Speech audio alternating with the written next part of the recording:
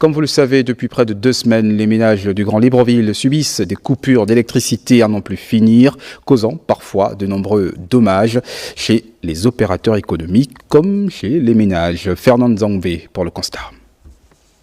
Elle pourrait être supportable pendant 1 heure. Seulement, la coupure plombe les populations du Grand Libreville dans un désarroi allant jusqu'à 4 heures de temps, voire au-delà. Nous dormons avec des enfants dans le noir. Des délestages, ça cause des pannes. L'électricité, outil de travail indispensable pour Sandra et de nombreux opérateurs économiques. Depuis l'été que le courant est coupé chez nous, ça ne nous arrange pas du tout. On est dans la fin de mois, on va payer le loyer. Quand ça c'est la rentrée, payer les enfants de l'école.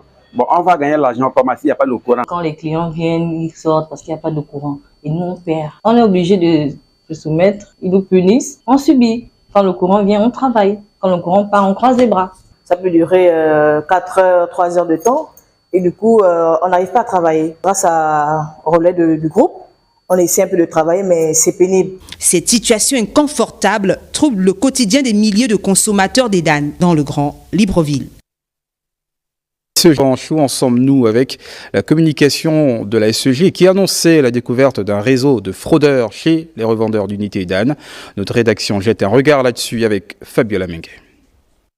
La SEG s'attache également à communiquer sur l'évolution de la situation et exprime ses regrets à la clientèle impactée. Depuis plusieurs jours, la SEG a dirigé sa clientèle vers leur agence et différents portefeuilles électroniques tels que Airtel Money, Move Money, suite à une fraude.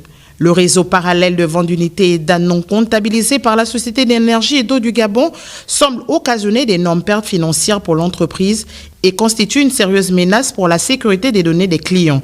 Cette fraude massive a emmené la SEG à porter plainte et les enquêtes menées par les services ont révélé l'existence d'un générateur de tickets autonome exploité en dehors du système officiel de la SEG. La manipulation des systèmes a entraîné une sous-évaluation des recettes, affectant ainsi le chiffre d'affaires de manière significative.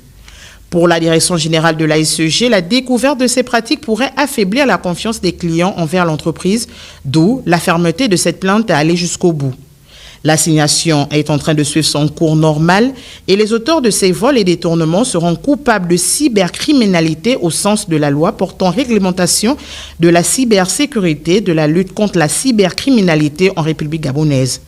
En somme, la SEG est déterminée à prendre toutes les mesures nécessaires pour rectifier les dysfonctionnements identifiés et restaurer la confiance de sa clientèle. Par ailleurs, ses abonnés doivent s'armer de patience et suivre les recommandations de la Société d'énergie et d'eau du Gabon.